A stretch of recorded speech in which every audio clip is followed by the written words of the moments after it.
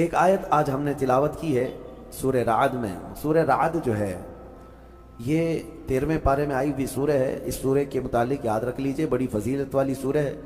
اور جب کسی کے نزع کا وقت آ جائے روح نکلنے میں تکلیف بڑھ جاتی ہو تو فرمایا گیا کہ اس کے سرانے کے پاس سورہ رعد کی تلاوت کرے, اس کی روح آسانی سے نکل جائے گی. یعنی نزع میں آسانی, سکرات کے وقت آسانی کے لیے سورہ رعد کی تلاوت سرانے کے پاس کی جاتی ہے. یہ 13ویں پارے میں موجود ہے. رعد کا مطلب ہے یعنی بجلی, بجلی جو چمکتی ہے یہ رعد ہے, کڑک جس کو کہتے ہیں. یہ کیا ہے؟ یہ بجلیاں جو چمکتی ہیں اس کے متعلق کیا ہے؟ بارشوں کے موسم میں یا دیگر موسموں میں آپ دیکھتے ہوں گے کبھی آسمان پر اتنی تیز چمک پیدا ہوتی ہے اور پھر اس کے بعد بہت سخت ہیبتناک آوازیں آتی ہیں, بھڑ بھڑ بھڑ کی آوازیں. یہ کیا ہے؟ یہ کیا ہے؟ اس کے متعلق روایات میں ہے کہ فرشتے آسمانوں کو ہانکتے رہتے ہیں اپنے کوڑے سے, اور جب فرشتے کوڑا مارتے ہیں, بعض میں ہے کہ فرشتے جب کوڑا مارتے ہیں آسمان پر تو یہ بجلی کی چمک پیدا ہوتی ہے اور ان کے کوڑے کی آواز ہوتی ہے جو پوری دنیا سنتی, اس قدر ہیبتناک ہوتی ہے. اس سے آپ اندازہ کریں وہی کوڑا قیامت کے دن مجرموں کو مارا جائے گا. آسمان کو جب مارا جاتا ہے تو اتنی تیز روشنی پیدا ہوتی ہے, اور اگر اس سے آگ گر جائے تو نیچے جہاں گرے وہ سب جل کر خاک ہو جائے, اور آواز اتنی خطرناک کہ پورا علاقہ سن لیتا ہے. پھر قیامت کے دن جب فرشتے کوڑے لگائیں گے, وہی کوڑے ہیں, ہمارا جسم کیسے اس چیز کو اٹھا سکے گا, برداشت کیسے کر سکے گا؟ بہرحال ایک آیت ہے اس میں سورہ رعد میں, اس کی تلاوت کرنی چاہیے جب بھی بجلیاں گرجتی ہیں. وَيُسَبِّحُ الرَّعْدُ بِحَمْدِهِ وَالْمَلَائِكَةُ مِنْ خِيفَتِهِ وَيُرْسِلُ الصَّوَاعِقَ فَيُصِيبُ بِهَا مَنْ يَشَاءُ وَهُمْ يُجَادِلُونَ فِي اللَّهِ وَهُوَ شَدِيدُ الْمِحَالِ. اللہ فرماتا ہے یہ کڑک اللہ کی تسبیح بیان کرتی ہے, اس کے حمد کی, اور فرشتے خوف کھاتے ہیں, ڈرے ہوئے ہوتے ہیں. اور اللہ فرماتا ہے یہ بجلیاں اللہ چھوڑ دیتا ہے جسے چاہے جا کر کے لگ جاتی ہیں. یعنی یہ کرنٹ جو چلتا ہے بجلی کوڑے مارنے کے بعد یہ دنیا میں کہیں نہ کہیں گرتی ہے اور جس کو چاہے وہ بجلیاں جلا کر خاک کر دیتی ہیں. اللہ تبارک و تعالیٰ نے اس کا ذکر اس سورے میں بیان فرمایا. اسی سورے میں ایک آیت ہے, اللہ فرماتا ہے ان اللہ لا یغیر ما بقوم حتی یغیروا ما بانفسہم. بے شک اللہ تعالیٰ اس وقت تک کسی قوم کی حالت نہیں بدلتا جب تک وہ قوم خود اپنی حالت بدلنے کی فکر نہ کرے. قوت فکر و عمل پہلے فنا ہوتی ہے جب کسی قوم کی شوکت پہ زوال آتا ہے. سچ کہا ہے, سوچنے سمجھنے اور بدلنے کی طاقت جب ختم ہو جاتی ہے آدمی کی تب وہ زوال پذیر ہوتا ہے, گرنے لگتا ہے. جس کو یہ فکر ہے کہ مجھے بدلنا ہے, اللہ تعالیٰ کی طرف سے اس کے لیے دروازے اور کھولے جاتے ہیں. کچھ لوگ یہ سوچتے ہیں یہاں بیٹھ کر کے میں متقی بن جاؤں, میں بیٹھ کر کے اللہ کا ولی بن جاؤں, میں کچھ کام نہ کروں اور مجھے ہر گناہ سے بچنے کی عادت ہو جانا چاہیے. ایسا کیسے ہوگا؟ تمہیں شوگر سے بھی بچنا ہے اور بی پی سے بھی بچنا ہے, لیکن روز 1 کلو شکر بھی کھاتے ہو, 1 کلو نمک بھی کھاتے ہو. کیسے ہوگا؟ تمہارا خود کا عمل, تمہاری کوشش جب تک نہ ہوگی, اللہ تعالیٰ فرماتا ہے ہم نہیں بدلیں گے ان کی حالتوں کو. اور جب تم بدلنا چاہو گے تو اللہ کیسے بدلتا ہے پتہ ہے؟ اللہ اکبر, حدیث قدسی ہے, اگر تم ایک بالش بڑھ کر کے آؤ گے اللہ فرماتا ہے 10 قدم بڑھ کر کے تجھے لے لے گا. اللہ کی رحمت 10 قدم آگے بڑھ کر تجھے لے لے گی. تم چل کر کے آؤ گے تو اس کی رحمت دوڑ کر کے لے لے گی, لیکن شرط ہے کہ تم بدلنا چاہو. تم نے اگر جس دن یہ ارادہ کر لیا, عزم کر لیا, اللہ کی طرف سے مزید دروازے کھولے جاتے ہیں. لوگ یہ کہتے ہیں نا توبہ کرنے کے بعد بھی پھر وہی ہوتا ہے, چھوٹتا نہیں. مسئلہ توبہ کا یہ نہیں ہے کہ گال پہ تھپڑ مار لینا.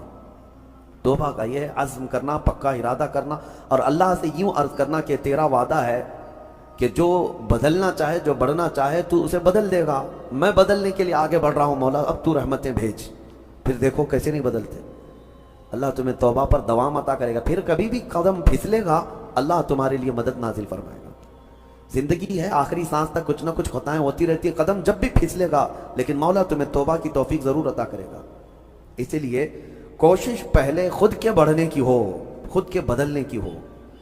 ایک بات یاد رکھیں, ہمارے معاشرے میں اچانک کوئی ہوا نہیں آئے گی جو سب کو پرہیزگار بنا کے چلی جائے گی.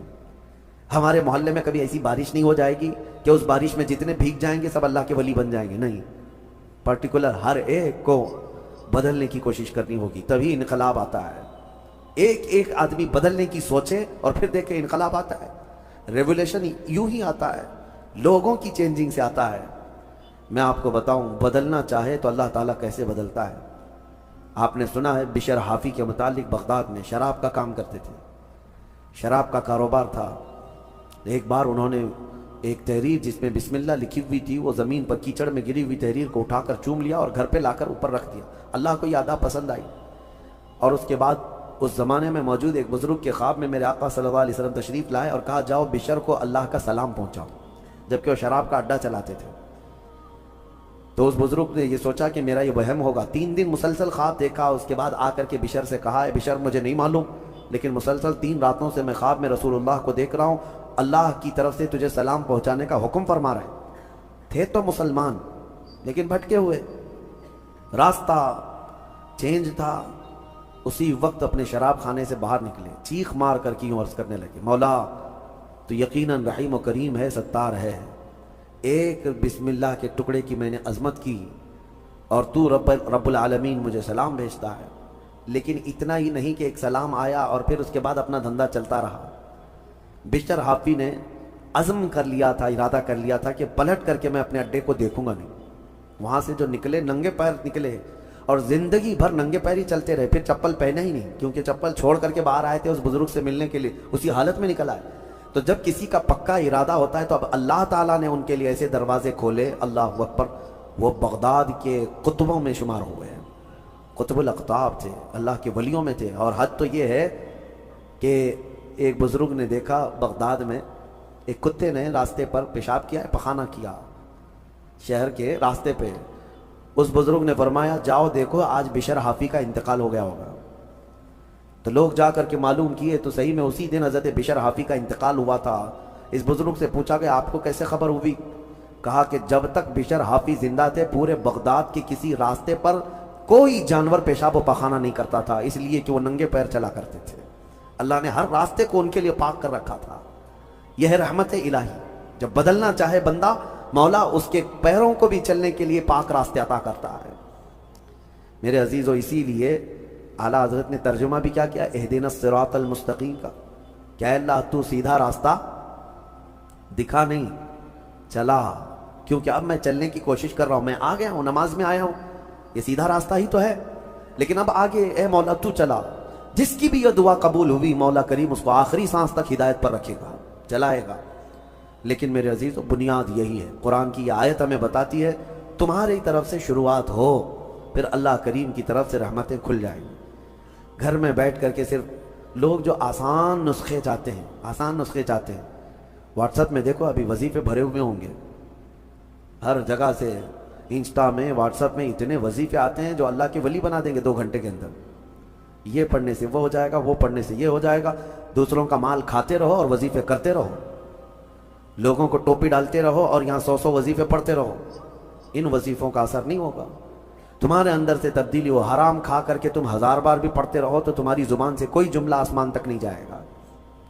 تمہیں ان تمام چیزوں کو چھوڑ کر کے پھر دیکھو، آپ کو پتا ہے محبوب الہی رحمۃ اللہ علیہ کے پاس ایک شخص آیا، کہا میری بیٹی کی شادی ہونی ہے، کچھ دے دیجئے۔ انہوں نے کہا جا باہر کوئی ڈھیلے پڑے ہوں تو لے آؤ۔ وہ 3 ڈھیلے لے آیا، آپ نے کچھ پڑھ کر کے دم کیا، لے جا اس کو۔ اس نے دیکھا ڈھیلے دیے، لیکن باہر آ کر دیکھا تو وہ سونے کے تھے۔ اس کو لے جا کر کے اس نے اپنی بیٹیوں کی شادی کی، کافی قیمت والے تھے اس وقت سونے کے ڈھیلے، لیکن محبوب الہی نے 3 بار قل هو اللہ احد ہی پڑھا تھا، بس صرف 3 بار قل هو اللہ احد کا سورہ پڑھ کر کے دم کر کے دے دیا تھا، لے گا جاؤ۔ اب اس نے بیٹیوں کی شادی تو کی، لیکن نسخہ تو ہاتھ میں آ گیا تھا نا، گھر میں بہت سارے ڈھیلے جمع کر لیا، بہت سارے پتھر اور اینٹ بھی لا کر کے بیٹھا اور رات میں قل هو اللہ احد پڑھنے لگ گئے۔ 3 بار تو چھوڑو، 100 بار ہو گئے، آنکھ کھول کھول کر کے دیکھتا تھا وہ ڈھیلا ڈھیلا ہی تھا، بدلتا ہی نہیں تھا۔ 1000 بار ہو گیا سورہ اخلاص، 1000 بار کے بعد بھی وہ ڈھیلے ویسے ہی رہے۔ وہ دوسرے دن اٹھ کر کے آیا، سوچا کہ پتہ نہیں اور کیا پڑھے تھے، پوچھا محبوب الہی سے کہ آپ کیا پڑھ کر کے مجھے دیے تھے؟ کہا 3 بار قل هو اللہ احد کا سورہ پڑھ کے دیا تھا۔ کہا میں 1000 بار پڑھا، ابھی بھی ڈھیلا ہی ہے۔ تب آپ نے فرمایا تھا تیری زبان اور ہے، میری زبان اور ہے۔ اللہ کریم اس کے ان بندوں کی ہر بات کی لاج رکھتا ہے جو اس کے لیے بدل جاتے ہیں، اس کے لیے چھوڑ دیتے ہیں ہر چیزیں۔ یقیناً آج آپ کے لیے بھی بہت ساری ہیں دعائیں، آپ کی مستجاب ہوں گی، اللہ آپ کی زبان میں اثر عطا کرے گا۔ اس کے لیے کچھ چیزیں چھوڑنے کی کوشش کرو، اس کے لیے کچھ نہیں بلکہ بہت ساری چیزیں چھوڑنا ہے۔ حرام چھوڑنا میں آپ کو بتاؤں یہ تو مسلمان کے لیے فرض ہے۔